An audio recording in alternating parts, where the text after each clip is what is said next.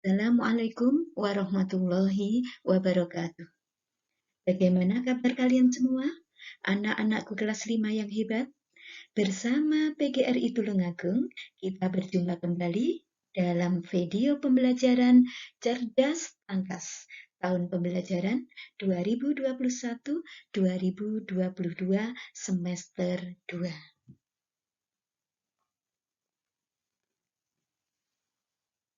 Kali ini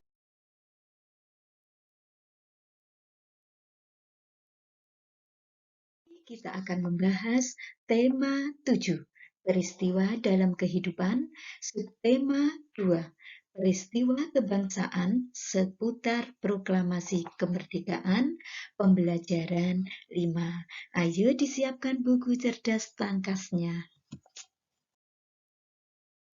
Pada pembelajaran ini ada 3 muatan yang akan kita bahas, yaitu muatan SPDP, Bahasa Indonesia, dan muatan IPA.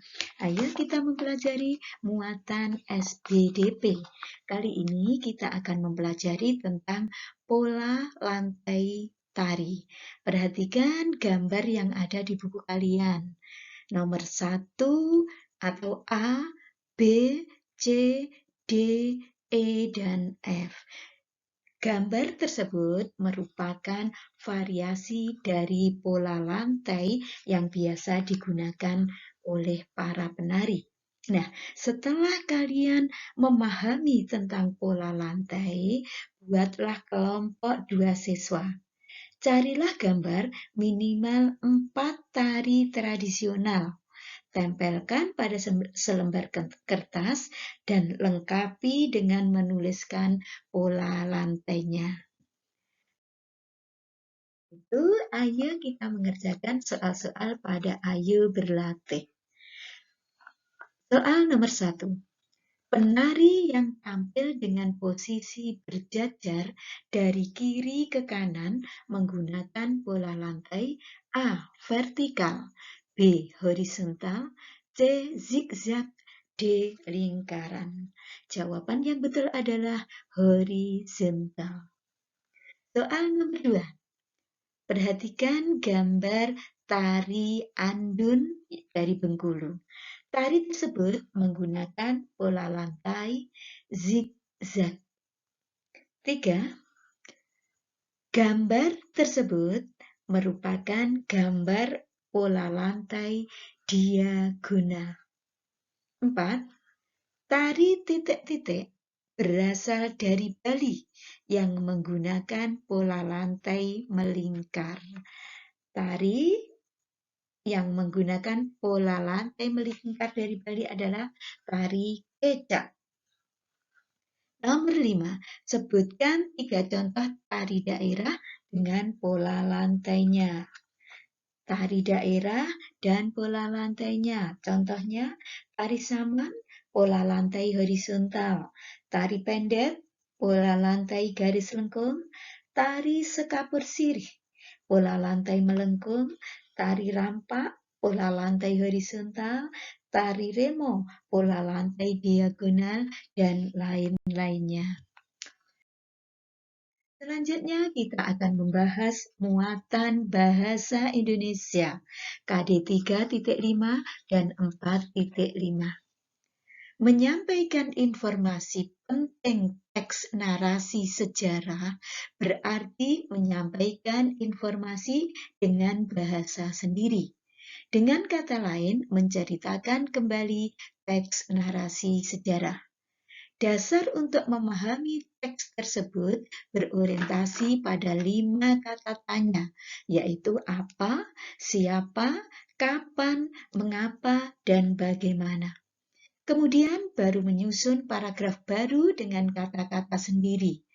Yang perlu diperhatikan adalah menggunakan kata-kata baku dan kalimat efektif. Ayo membaca teks narasi sejarah yang berjudul Perjanjian Rum-Royen. Ada 3 paragraf yang harus kalian baca dan kalian pahami. Selanjutnya, setelah kalian membaca dan memahami, cermatilah tiap paragraf bacaan tersebut. Kemudian buatlah kalimat tanya sesuai dengan isi tiap paragraf tersebut. Selanjutnya, ayo membahas soal-soal pada Ayo Berlatih. Soal nomor 1. Perjanjian Roem-Royen adalah perjanjian antara Indonesia dengan Belanda yang ditandatangani pada tanggal 7 Mei 1949. Kalimat tanya yang tepat untuk pernyataan tersebut adalah A. Kapan perjanjian Roem-Royen ditandatangani? B. Apa yang ditandatangani pada tanggal 7 Mei 1945? C.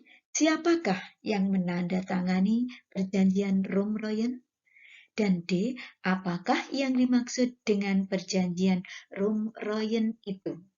Jawaban yang betul adalah D. Apakah yang dimaksud dengan perjanjian Roem-Royen itu? 2. Pemimpin delegasi Indonesia adalah Muhammad Roem, sedangkan Belanda Herman van Rooyen. Kata delegasi sama artinya dengan utusan atau perwakilan. 3. Indonesia bersedia turut serta dalam KMB di Den Haag, Belanda. KMB singkatan dari Konferensi Meja Bundar. 4. Titik-titik yang menyetujui kembalinya pemerintahan Indonesia ke Yogyakarta. Kata tanya yang tepat untuk kalimat tersebut adalah siapa? 5. Sedangkan pihak delegasi pemerintah Belanda saat itu menyatakan kesediaannya untuk menyetujui kembalinya pemerintahan Indonesia ke Yogyakarta, menghentikan gerakan-gerakan militer dan membebaskan semua tahanan politik, tidak mendirikan negara-negara yang ada di daerah yang dikuasai oleh Republik Indonesia. Berdasarkan paragraf tersebut, buatlah 2 kalimat tanya yang sesuai dengan kalimat yang ada di dalam paragraf tersebut. Dari paragraf tersebut bisa kita buat beberapa kalimat tanya, antara lain, apakah Belanda bersedia menghentikan gerakan-gerakan militer? 2. Siapa yang membebaskan semua tahanan politik? Ya, selanjutnya kita akan membahas muatan IPA KD 3.7 dan 4.7. Kita akan membahas peristiwa menerima dan pelepasan kalor. Peristiwa pelepasan kalor dalam kehidupan sehari-hari akan menyebabkan benda membeku, mengembun, dan mengkristal. Akibat benda menerima kalor, maka akan menyebabkan benda mencair, menguap, atau menyublim. Sedangkan akibat melepaskan kalor akan menyebabkan benda membeku, mengembun, dan mengkristal. Silahkan dibaca sendiri keterangannya dan dipahami. Selanjutnya kita akan membahas soal pada Ayo Berlatih. Ayo mengerjakan soal-soal berikut ini dengan benar. Soal nomor 1. Madu disimpan pada botol. Di bibir botol terdapat butiran-butiran gula. Berarti benda yang melepaskan kalor adalah A. Gula, B. Air, C. Madu, D. Sirup. Jawaban yang betul adalah C. Madu.